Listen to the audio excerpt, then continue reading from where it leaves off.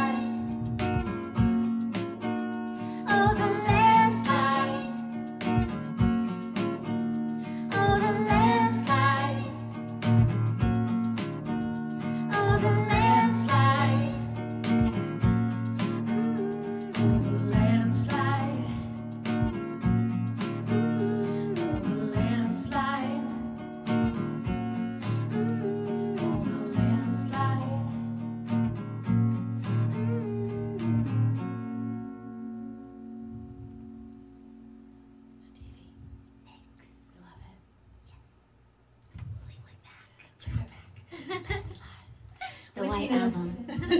Yeah. All right. We did it. Woo. Gosh.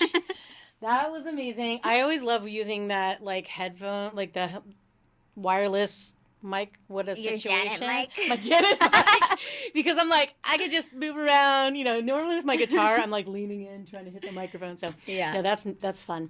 But yeah, so I love this cover. This might be my favorite one we've done. This is yeah. my favorite donut so far. Me too. And I wonder, we hope you guys really loved our version. You can tell we did a very unique take. Different. We went down the hip hop route a little bit. But it was good, So this one now, again, we always talk about thinking about how do we come to this arrangement. And that's one of the well-known things about this song. It's covered so much. A lot of different artists. But we love the idea of honoring Stevie Nicks and Landslide being an iconic song of hers for many reasons. And so this song, I thought it was so cool that we decided to do this kind of approach, because this song really is about a crossroads for Stevie. When she was writing this song, she was actually at this point in her life where she was deciding whether or not she was going to continue music or go back to school. Yeah, right? She was. Two very different paths. Yeah, she was conflicted. At the time, this was like early 70s. She was actually in a duo band with Lindsey Buckingham. Lindsey, that's right. It was called Buckingham Nicks. It was so dope. And I didn't know that. They were figuring out whether she wanted to continue kind of performing with him, because they had released their album. It didn't really do too well. Right. And so she was like, should I stay They in were school uncertain. or should we keep going? But thankfully, even though the album didn't do well, it got into the hands of Mick Fleetwood, who heard it. Right. And he was like, the Fleetwood Mac band was actually looking for a new guitarist. Right. They were looking for members, and this song, they were kind of at this crossroads, weren't sure, they weren't having really much success, got into the hands of the Fleetwood Mac guys, and they actually invited them to be in the band, and that actually launched her freaking career. It was dope because at first they wanted Lindsey, the guitarist. They loved the song so much. Yeah. And because they were a duo, Lindsey was like, well, sorry, I'm a package deal. I love like, that. Stevie has I to didn't come know with that. me. Yeah, it was really cool. Like to know that he was like, nope. Hold on to your coven. Come with me. I love that fact. Oh my gosh. And I didn't even know that when I was doing a little, research about the fact that it was because they caught wind of that song in particular. Mm-hmm. I mean, that's literally how her story got. That's what we know of her. Yeah. So how cool is that? And then she just took off after that. The band Fleetwood Mac itself. Did you know that they were already established? They already had like 10 albums. They were like a British band before Lindsey Stevie turned them out. Stevie put them on the map. Yeah, and then when those two new band members came, that's when they launched the self-titled Fleetwood Mac album, which we know is the White Album, and that's what kind of turned them more into a pop British American band, and they started charting, and that's so interesting. Took off. Their second album was Rumors, which we all know and love. Oh my god, so many good albums. I mean, the discography for them is amazing. Well, the thing is, when we approached this, we were thinking like, because so many people have covered this. Of course, the original is so beautiful and poetic, and it is it's like about reflections. It's perfect. We chose this for December for that reason. It's the time of the year. Many people are looking back, reflecting on their life, trying to figure out what do they want to set forward, on their paths. And so I thought, what an interesting contrast to have, like, approach it more from like this, taking the bull by the horns and just like a little bit more of like a funky attitude, but also blending it. So it's almost like these two sides of the coin where you're like, the traditional way we sang the chorus was like more like it. Mm-hmm. And then the verse, which Mandy was rocking. Which actually happened kind of by mistake. Like when we were practicing trying to find like different beats and stuff. We just kind of like stumbled upon this cool beat. Yeah. And then I was like, okay, let me try to rap. We were playing rapping as we do. Right. No, I was like doing like a roulette wheel with a beat. I was like, let me just see. I was like, what about that? What about that? I was like literally just, and then all of a sudden we landed on that, and we were just joking at first, and then she was like, boop, boop, and I was like, yo, and I was like, did the little riff, and I was like, this is it. This is it. But and I thought it was perfect because it is like this contradiction of like this crossroad, but it's so different, but they came together so lovely. Yeah, it actually worked out beautifully, and I was like, this is what Dolly Parton would sound like if she was a rapper. Like, I hope Stevie, if you ever catch wind of this show, Please. I hope she loves it. Because it's a unique cover. It is. We really wanted to do it justice, to do before, it. So. Yeah, to do something different. We did good, Shay. Yeah, good job. We hope you guys loved it. But yeah, no, that's why we always try to figure out, like, to honor the song itself and really kind of embody. So I felt like that came out and it just wanted to be that way, and I'm glad that we could honor it. So the other thing that was really interesting about this song is that I think more people know the idea that she said there was a, you know, in the lyrics, she's actually kind of speaking to her relationship with her father. You know, also same time frame, crossroads. Should I do this music thing? Should I not? Because I wasn't having success until she hit Fleetwood Mac, right? But her father had been financially supporting her because he believed in her. But it was also like, you know, when you feel like, is it me or is it my dad? Because he gave me, you know, it's like, I think she wanted to have that separation, leave the nest. And, you know, but she was appreciative at the same time that he did support her to get her to that point, because, you know, it's like this bittersweet kind of, you know, relationship where you're just like, I don't want to be like, because of my dad, that's why I have all these privileges. But at the same time, she was thankful, right? She also, like, her parents really wanted her to go to school in California, by the way. Oh. And basically, they wanted her to go to school to be a second grade teacher. That's what they said. We want you to be a teacher. And she was like, whatever. So she went to school and ended up meeting Lindsey Buckingham, and that's how they formed this band together. And she ended up being a rock star. Yes, thank goodness. I actually read that she actually really wanted to be a hairdresser. That was what she aspired to be. Like, she loved doing she got hair. the good hair, too. I can see that working. Like, you know, practice on herself and everything, but thankfully, she ended up this way, because otherwise we wouldn't have had, you know, this icon that we do. I feel like she probably would have been the most amazing hairdresser, but, you know, whichever route she took, you know. Yeah. But, and I think it's so interesting because it's like a lot of times people, they, you know, we see these artists and we're like, we learn about them when they're already kind of pretty big. But it's really interesting to know how just like normal and regular everybody is in their life before they get to that point of being at a place of like, you know, so many people are aware of them and their talent and whatever they're able to offer. I just love it because it's just like we're all going through the same thing.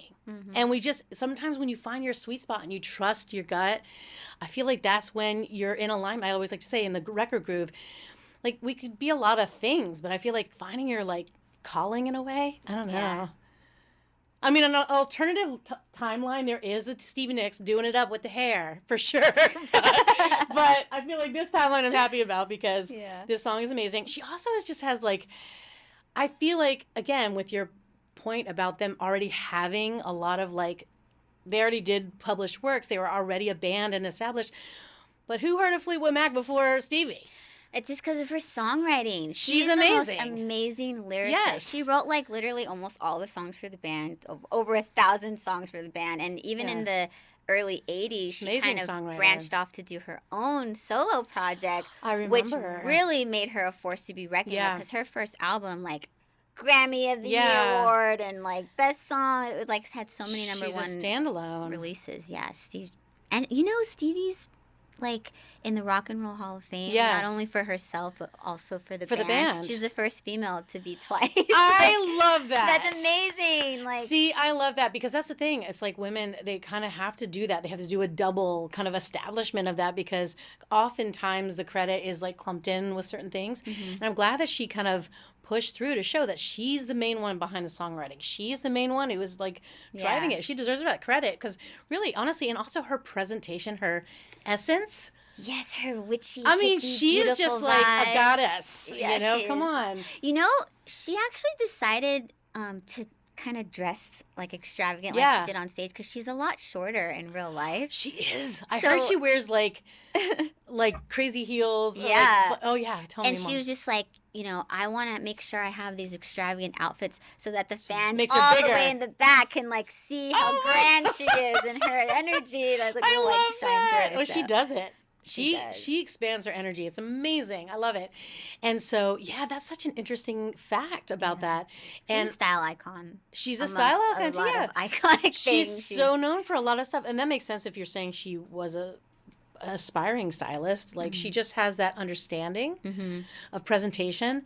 And the other thing, the lyric in the song, the part that I was singing, the more traditional I did it more traditionally, the chorus, where she said, I'm afraid of changing because I've built my life around you. That's where she said she was talking about her father. Because I think he was in the industry, right?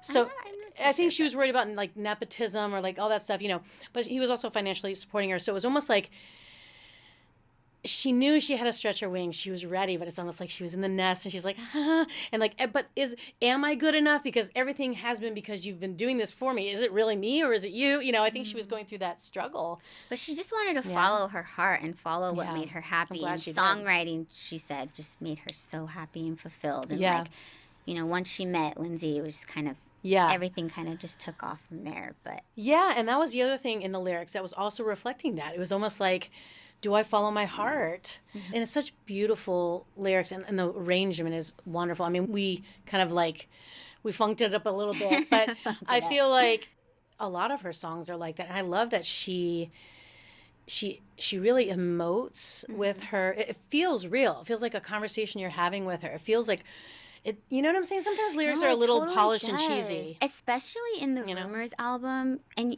did you know, like, a lot of the band members were like dating each other. Like her and Lindsay were a couple on and off again. Yeah, that's why they called it Rumors, because every song they would sing, it was about each other. Like, but you remember the latest about that rumor with the guy who is the guitarist. He's the one that she had the long relationship with, and he broke her heart. Yeah. So do you remember like on TikTok and different Instagram, it was like the video was going around where she was literally singing, like it was like this song that was like the lyrics were literally about her basically just reading him to filth on stage at that moment. And he's just like playing the guitar like, do you not hear about that? No, I didn't catch that. I forget what song it was, but the lyric, and she was just like singing it to him. She was looking at him singing it. I don't know. Yeah, it was one of those songs. I forget. I should know this, but like, I remember thinking like, damn, that is like.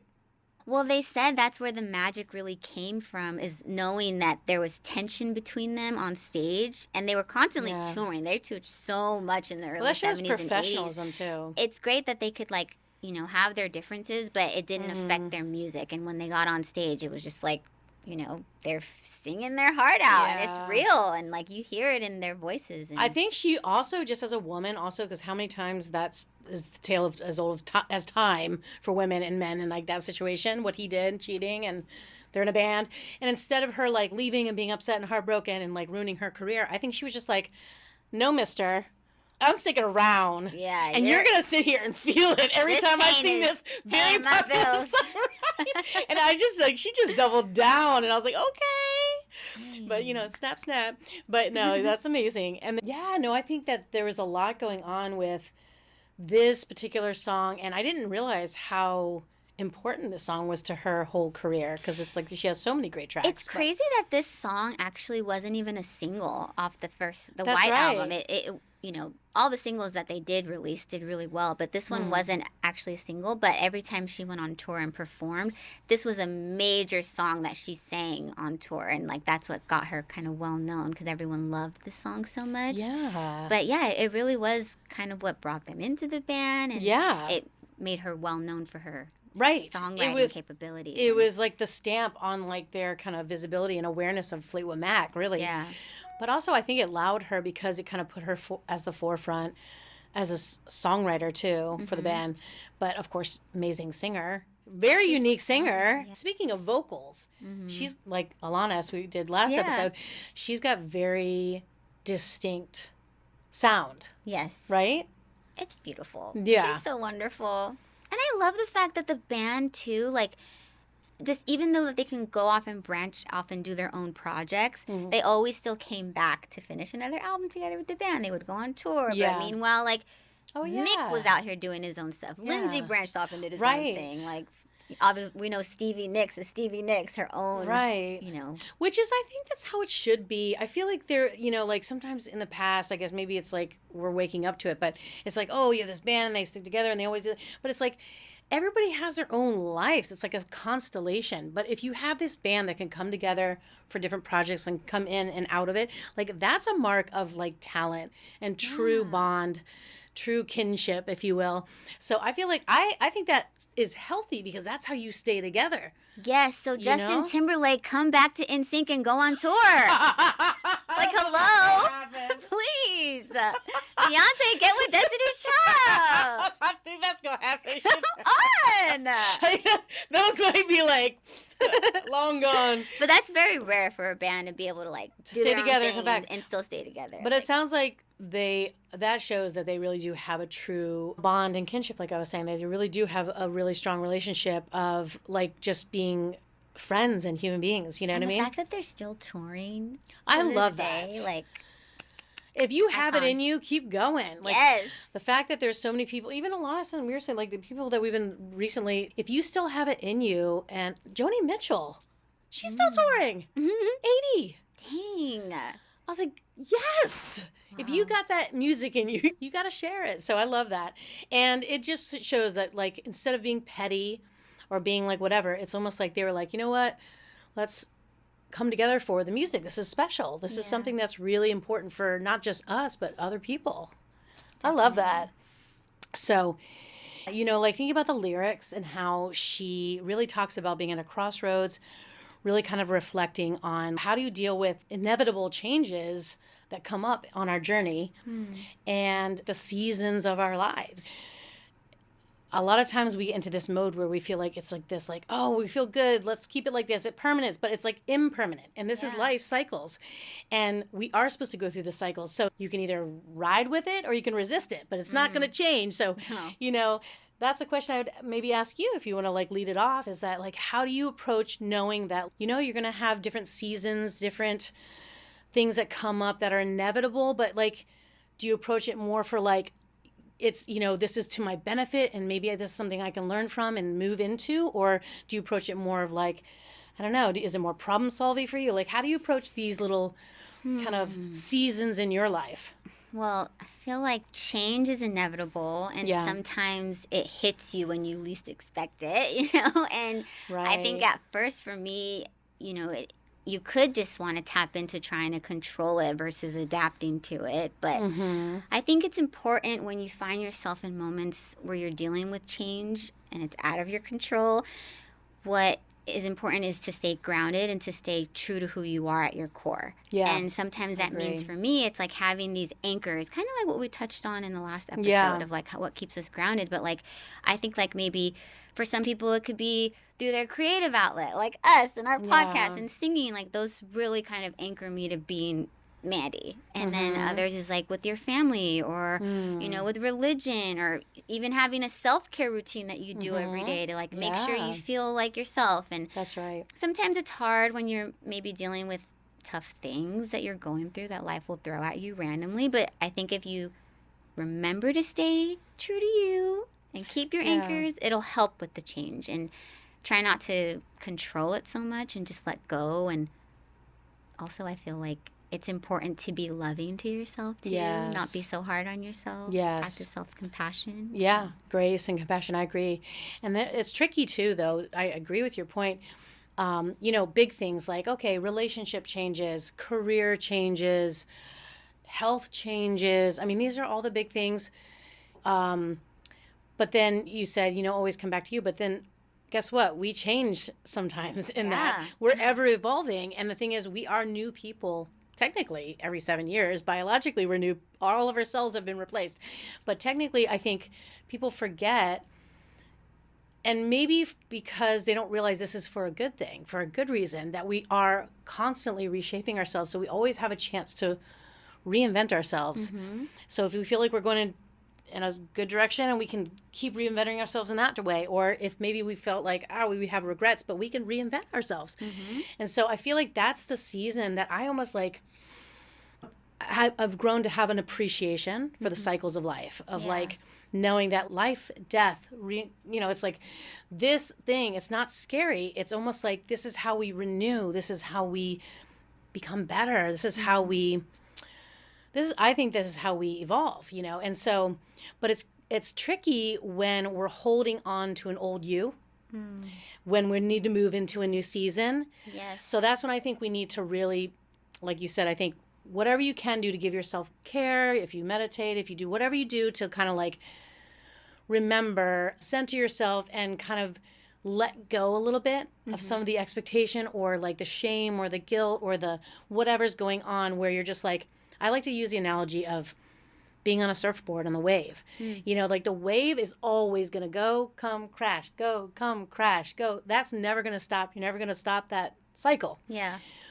But, you know, you have the surfboard and it's like, it could be treacherous. It could be like every time you go out there, it beats the crap out of you.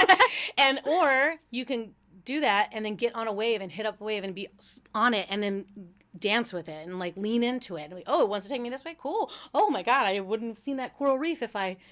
So I'm just saying stuff like that where, I mean, it's a very generic analogy, but I feel like you can keep resisting. That's never going to end. But I think that prolongs the joy that you can have if you just lean into the cycle with Mother Earth and with like the cycles of life, right? Totally. And even just what we're talking about, just look at Stevie's journey. You know, she and Lindsay, they were in this duo together, Buckingham Nicks, and they released their album. They thought like, this is what we want to do, but nothing really came with it. So she's thinking like, my life has to change. Maybe I have to just go back to school. But she still wanted to stay true to her, and that was her main thing. Just stay true to her. And then look what happened. She kept leaning into that, and then boom, they get discovered by Fleetwood Mac. And like, I think even in my own personal journey, I found like a couple years back when I was dealing with a really hard relationship, like feeling like, shoot, like my world's changing and it's ending, and I don't know where I'm going right now, but I know that I need to stay true to myself, and this is not bringing me joy anymore, and I need to leave, even though I'm going into like the unknown of what's going to happen next. But then it's like, okay, I started therapy and like changing in that way, like really digging into things that you have to do inner work on, like healing your inner child and just honoring and, like, you, honoring yourself, and then you, and like you said pouring earlier, into you, you change, you grow, you become this new version of yourself that is unfamiliar to some people around you. But it's once you tap into it and you own it, it's liberating. Very. And I think that it takes a lot of courage to do what you just said, because I mean, I think the biggest ones are like relationships. I think that takes a lot of us out because we anchor a lot into other people. And I think as we get older and wiser, we learn to come back to our internal world more, to change our external projections, right? Which is relationships, career. Following your passion, I think, is always in the record groove. First, find that passion. Everybody has a passion. I don't want to hear an excuse. Find that passion, and the universe will always support you. But when it comes to relationships, sometimes we put that ahead of that first, and so what happens? We get in these not matchups. But if we you're compromising too much, much. We're compromising because they're not in alignment with our journey. But then when we find ourselves and we come back to, we take the time to get to know ourselves and love ourselves, like you said, honor ourselves. And it takes courage, because it's like a lot of times we're like, all of our value, our worth, and all these things are attached to people and things. But then you realize, now when I connect with people at this place, I'm in alignment. Like these people support me. These things support me. It's like her finding Fleetwood Mac. Like she was knocking on this door, but she knew music was her heart. Instead of giving up, the right people aligned with her, and then guess what? She launches. Exactly. You stay true to yourself, you follow what makes you happy, and the right people will come to support you. That's right. I believe that. I mean, we find our soul fam. This is our soul fam. We're all supporting each other's journey. You know, obviously they're happy because she made them very famous too. So, I mean, it was a win-win-win-win. Win-wins are the way to go. And like, but you know what? That's why they've stayed together so long too, because they're honoring their authenticity, like you just pointed out. Right? Yes, and sometimes change can be scary, but it's good. It's always good, I think. And like we talked about in our very first episode, it's like, that's where the magic comes from. It's like when you step outside of your comfort zone, beautiful things will happen. Yes, it's like trust. Just trust and let go. Right, and it's trusting ourselves. You know, like we're both on the journey together. I'm a little older, so I've had a lot more time to realize, like, damn, I took a long time to get around here, but it's okay. It's okay. I'm honoring myself. I'm taking notes. So I can get there faster. Smart. No, and I, you know, listen, I'm not like those curmudgeons who are like, oh, I had to do it this way. You suffer too. No, for me, I'm like, listen, I walk the road, And what I want to do is I want to say to someone like you or someone I care about or anybody, I want to be like, listen, let me give you some tips and tricks and a cheat code. Because I don't, here, don't do that. Right. To get to that level, you got to avoid that door. Right. But I think for me, I needed to do that because for me, I needed to build empathy. I know that was part of my special, unique journey. Yeah, because I was like, why do I have to go through all that? But it also made me appreciate, at least I'll speak, personally as an artist, I've come full circle. But my story had to be a little different than the typical way it could have gone. Getting signed to a label and then being an artist and blah, blah, blah. I don't think that was my journey, and I had some opportunities, but I feel like it wasn't perfectly in alignment. And I also think deep down in my heart, I knew that, even though I wasn't as aware until more later years, but I was supposed to accumulate some stories to tell, I feel like, and then I appreciate and honor the fact that like I still have a love and passion for it. And I still doing things like this. And it's like, for me, it's like, oh, I was supposed to go that route. And I trust that I needed to kind of build certain qualities or character things that I know it was my own desire to do. And it had to go that way. So, but I know that the universe is supporting me when it knows that I'm in alignment with what's my goal is to share my art, my music. Yeah. And I think that's what it is, where it's like we get in our head about what should I be doing at this point in time and da-da-da. But also it's like, we got to make money. We got to do all the things. And, and I'm really resourceful at that. Like a lot of us do. We figure it out. But it's like soul sucking. It killed my soul, like to be in corporate world. It did. It killed me. But I was good at making money that way. But you know what? It was at a cost. And I was like, it's also possible to thrive financially, let's say, as an artist, being authentically me. Everybody out there, I have a Patreon. No, I'm just kidding. No, I'm just saying.